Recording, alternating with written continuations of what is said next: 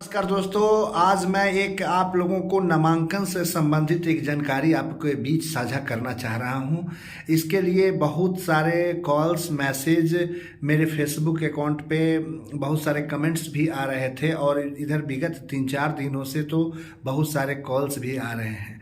जैसा कि आप जानते हैं कि बिहार में जब से शिक्षक की बहाली इतने बड़े पैमाने पे हुए हैं, तब से टीचर ट्रेनिंग के लिए युवाओं में खास करके ज़्यादा उत्सुकता देखी जा रही है।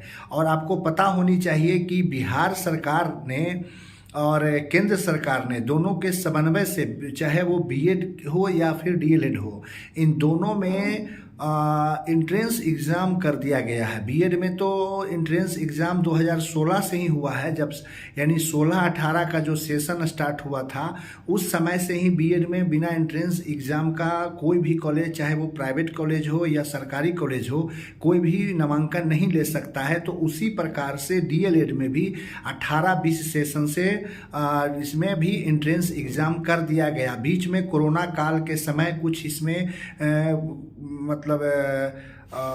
छूट दिया गया था, ऐसी सावधानियां बरती गई थी। लेकिन जैसे ही कोरोना काल समाप्त हुआ उसके बाद सरकार ने इस पर पुनः एंट्रेंस एग्ज़ाम की पहल की और फिर से पहले की तरह ही बिना एंट्रेंस एग्ज़ाम में अपेयर हुए और बिना पास किए हुए किसी भी कॉलेज में, चाहे वो सरकारी हो या प्राइवेट हो, किसी भी कॉलेज में एडमिशन से मना कर दिया गया।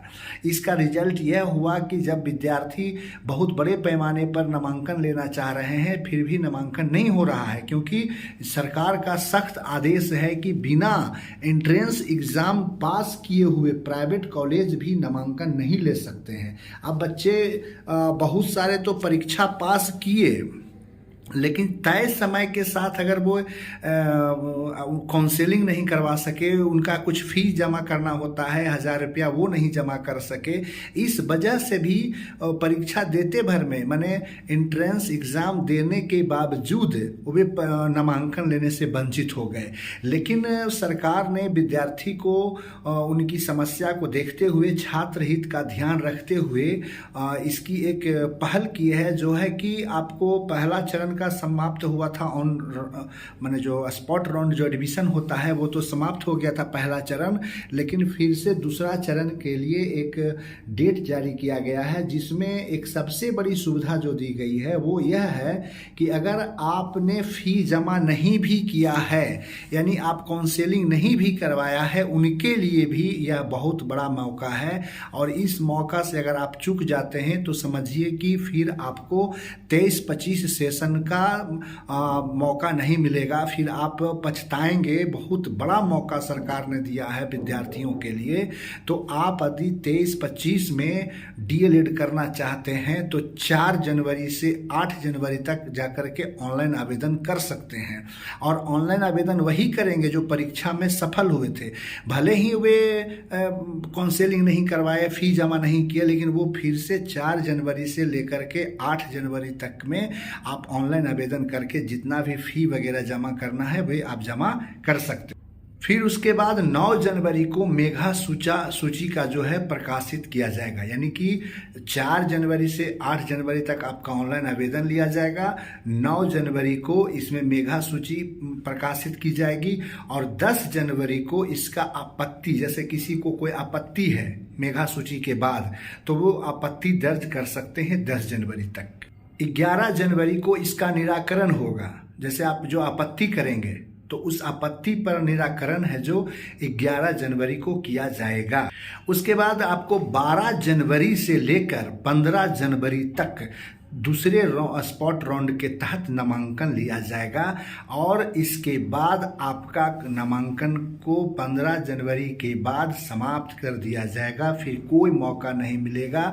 इसलिए आप अगर अभी तक डीएलएड में 23-25 सत्र में नामांकन नहीं करवा सके हैं तो आप नामांकन करवा लें और इस वीडियो को ज़्यादा से ज़्यादा शेयर करें।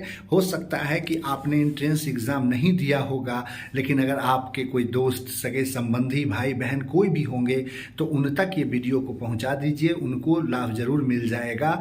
और आप भी अगर नामांकन डीएलएड में लेना चाहते हैं, आप डीएलएड में कम फीस में नामांकन करवाना चाहते हैं, तो आप जो 24-26 के लिए जो एंट्रेंस एग्ज़ाम होगा उसमें आप अपेयर होंगे। वो कब फॉर्म निकलेगा, कब उसका परीक्षा होगा, कब ऑनलाइन आवेदन होगा, इन तमाम चीज़ों की जानकारी हम आपको अपने यूट्यूब चैनल के माध्यम से देंगे।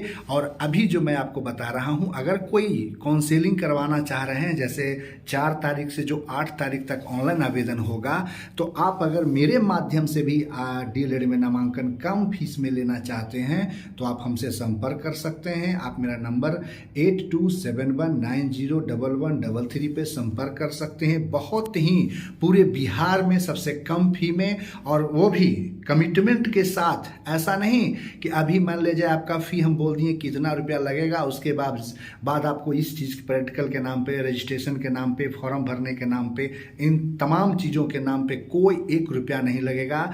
जो कमिटमेंट होगा स्टार्टिंग में कितना फ़ी लगेगा, बस उतना ही फ़ी लगेगा। फ़ी में इंस्टॉलमेंट का सुविधा दिया जाएगा। आप हमसे संपर्क कर सकते हैं। धन्यवाद।